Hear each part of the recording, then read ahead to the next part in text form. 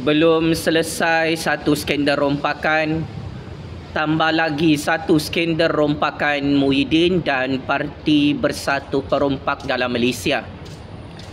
Berdasarkan maklumat sulit, berdasarkan secret information, SPRM menyatakan bahawa duit rakyat 50 juta ringgit melibatkan dana pakej rangsangan ekonomi telah dicuri dan dirompak oleh Parti Bunga Raya Perompak. Kini SPRM dan pegawai-pegawai penyiasat SPRM sedang sibuk untuk mencari semula pergi mana duit rompakan 50 juta ringgit dalam pakej rangsangan ekonomi yang dirompak, yang dicuri dan dihilangkan oleh Abah dan Parti Bunga Raya Perompak. SPRM juga mendapati duit rakyat 50 juta ringgit yang dicuri digunakan sama ada untuk kempen pilihan raya negeri tahun lalu atau digunakan untuk kempen PRU15 yang lalu, atau masuk dalam poket pemimpin-pemimpin penyangak Parti Bunga Raya Perompak.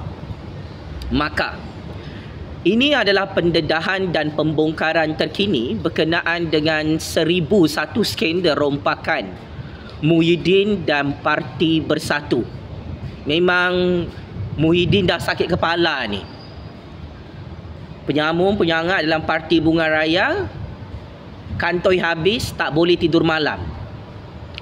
Sebab belum selesai skandal rompakan 600 bilion ringgit, belum selesai skandal rompakan 92.5 bilion ringgit, belum selesai skandal rompakan projek Wibawa 6.3 bilion ringgit. Sekarang dibangkitkan 50 juta ringgit duit rakyat, duit negara dicuri oleh Abah dan Parti Bunga Raya. Kemudian duit itu dimasukkan ke dalam akaun bank Parti Bunga Raya. Sebab itu dalam dua akaun bank Parti Bunga Raya Perompak ini, kantoi habis mempunyai rekod transaksi keuangan lebih 300 juta ringgit. Dua akaun bank Parti Bunga Raya Perompak tinggal berbaki 40 juta ringgit. Maka selain daripada penemuan SPRM, ada lebih 10 kontraktor dan tauke-tauke kroni Parti Abah memberi dana politik rasuah setelah dapat konsesi projek bilion-bilion ringgit, berpuluh-puluh bilion ringgit. Dikatakan 50 juta ringgit masuk ke dalam akaun bank Parti Bunga Raya Perompak. Ini adalah skandal rompakan baru yang memang kantoi dan terus kantoi yang sangat-sangat mengejutkan, yang sangat-sangat mengerikan.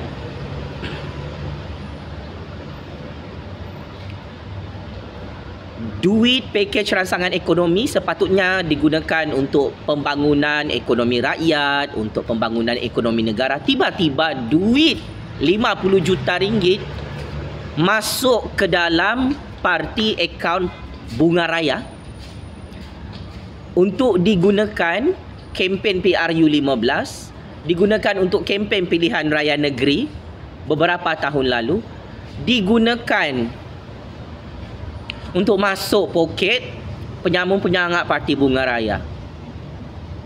Maka bertitik tolak daripada pendedahan skandal rompakan terbaru ini, saya kira dalam pembentangan bajet 2023 oleh Datuk Seri Anwar Ibrahim kemarin, saya nak ulas, Anwar, bajet 2023 itu adalah bajet yang paling sempurna dalam sejarah ekonomi politik Malaysia berpuluh-puluh tahun. Saya Jufazli Syah Ahmad sebagai penganalisis politik bebas dan pengkritik bebas amat suka dan amat-amat kagum dengan pembentangan belanjawan 2023 Datuk Seri Anwar Ibrahim.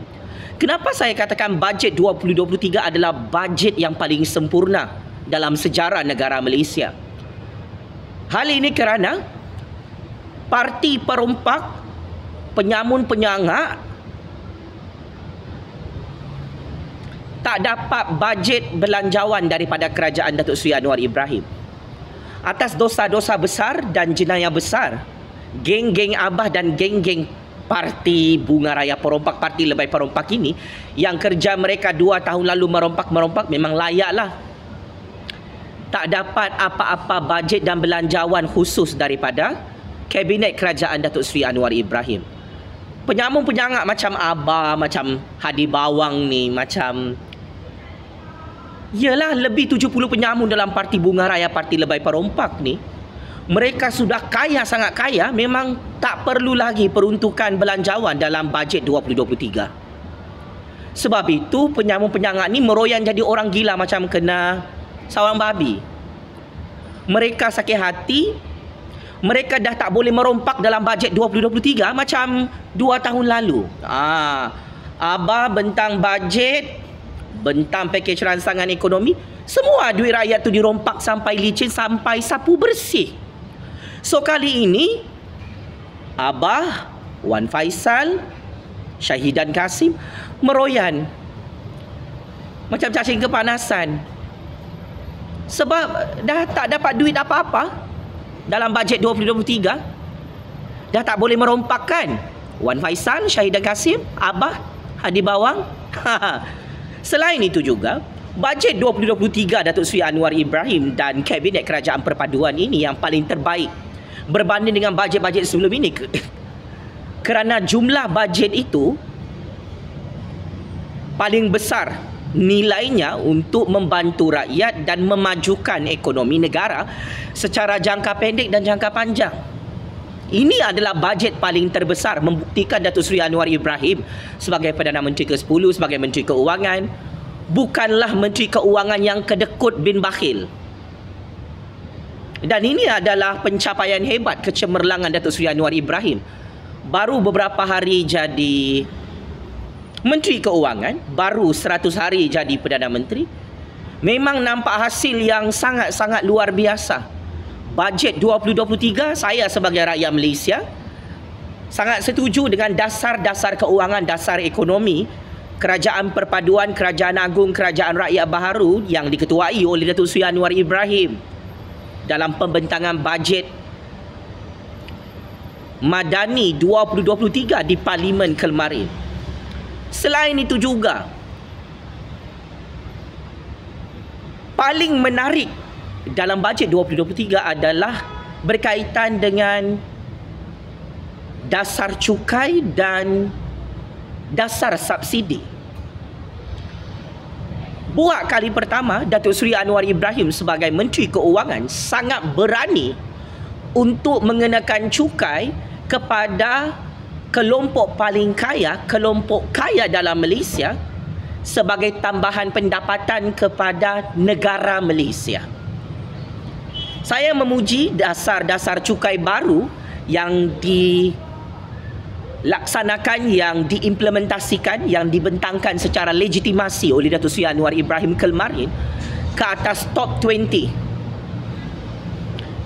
Dan dengan memperkenalkan dasar cukai ini, pendapatan negara dan pendapatan rakyat boleh bertambah sebanyak 4%. Seperti cukai untuk barangan-barangan jenama mahal, cukai untuk syarikat-syarikat pelabur kaya, syarikat multinasional, cukai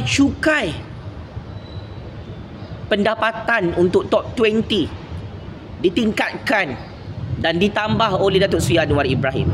Maka ini membuktikan kebijaksanaan Datuk Seri Anwar Ibrahim mencari duit tambahan untuk memastikan pembangunan rakyat dan pembangunan ekonomi negara dapat ditingkatkan dan sekaligus defisit keuangan negara boleh diturunkan. Subsidi untuk bekalan elektrik melibatkan syarikat-syarikat kaya, syarikat-syarikat besar. telah ditarik balik dan dihapuskan dalam bajet 2023 oleh Datuk Seri Anwar Ibrahim. Dasar ini sangat disukai oleh rakyat kelas bawahan, rakyat middle class, kerana tarif elektrik dan subsidi untuk bekalan elektrik dikekalkan untuk rakyat miskin, untuk middle class, middle 40, tetapi untuk top 20 dan syarikat-syarikat kaya kena bayar tarif elektrik yang lebih mahal sebagai penambahan pendapatan negara.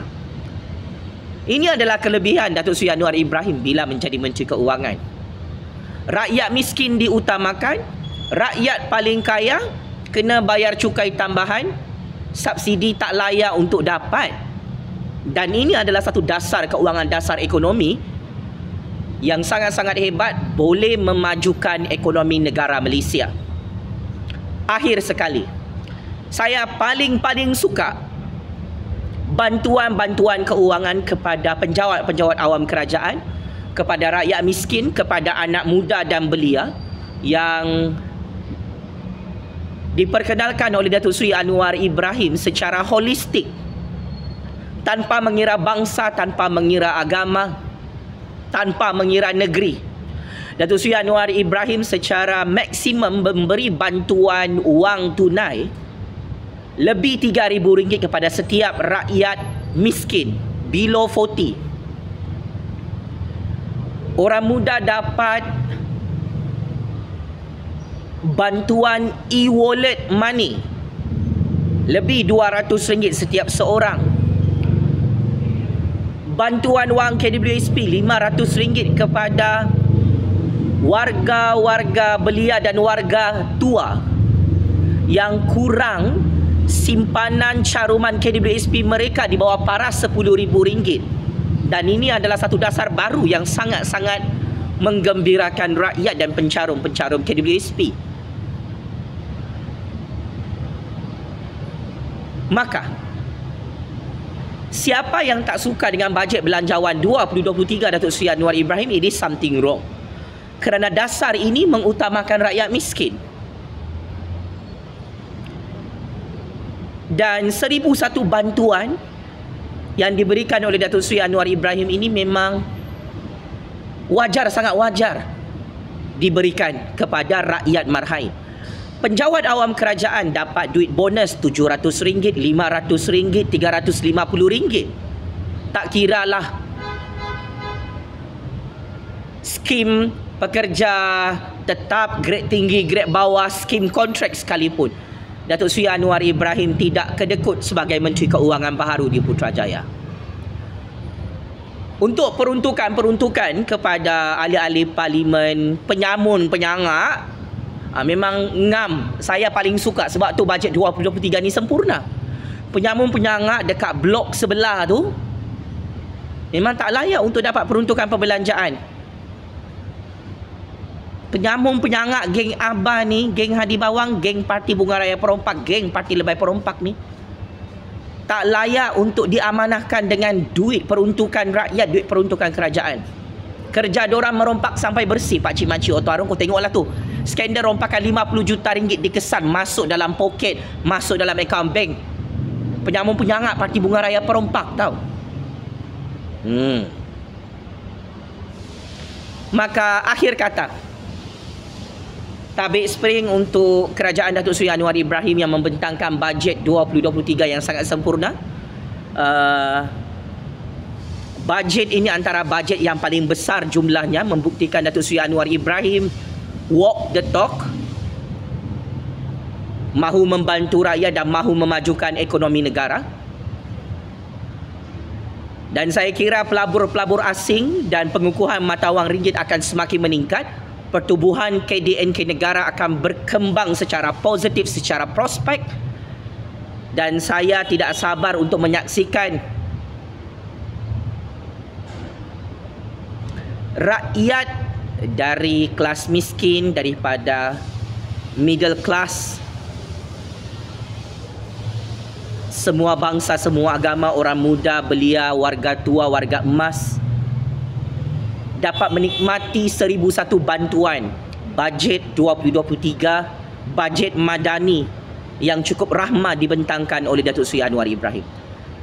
Bajet 2023 dibentangkan oleh Datuk Seri Anwar Ibrahim turut menekankan tentang ketirisan perbelanjaan duit rakyat sebelum ini, pasal hutang negara yang ditinggalkan sangat banyak oleh Abah, oleh Parti Bersatu Perompak, lebih 1.2 trilion ringgit.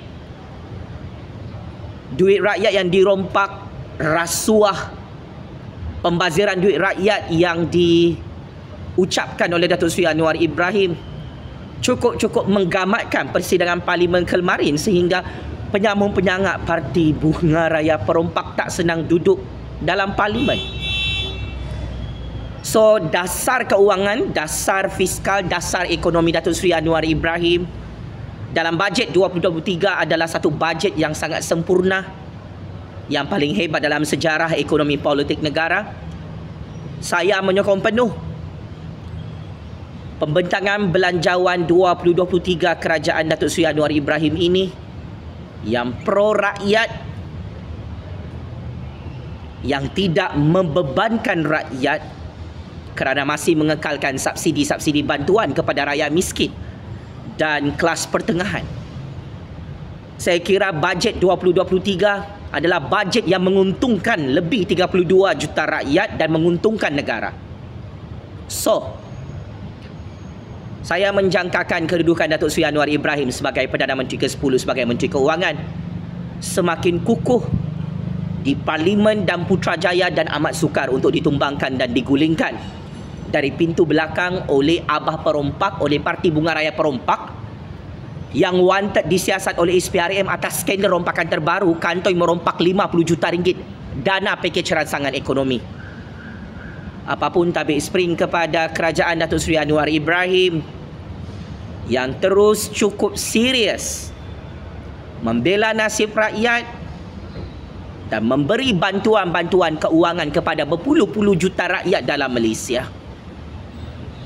Kepada Abah dan Parti Bunga Raya Perompak, banyak dah duit yang kamu rompak 2 tahun lalu, 600 bilion ringgit, 92.5 bilion ringgit. Tak payahlah minta duit daripada Datuk Seri Anwar Ibrahim, ya. Abah di bawah, Wan Faisal, Syahidan Kasim, malu sikit penyambung-penyangak nak merompak lagi duit rakyat dalam bajet 2023. Checkmate and game over. Abah dan Parti Bunga Raya Perompak tak dapat belanjawan dalam bajet 2023 sampai meroyan jadi orang gila. Game is over, Abah. Terima kasih.